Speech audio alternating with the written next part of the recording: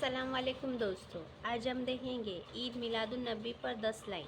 1. عید میلاد النبی مسلمانوں کا ایک اہم اور بابرکت دن ہے۔ 2.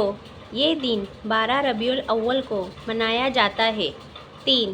اس دن ہمارے پیارے نبی حضرت محمد صلی اللہ علیہ وسلم دنیا میں تشریف لائے تھے۔ 4.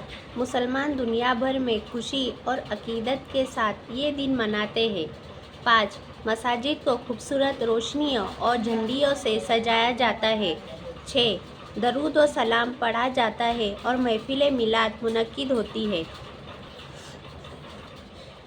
7.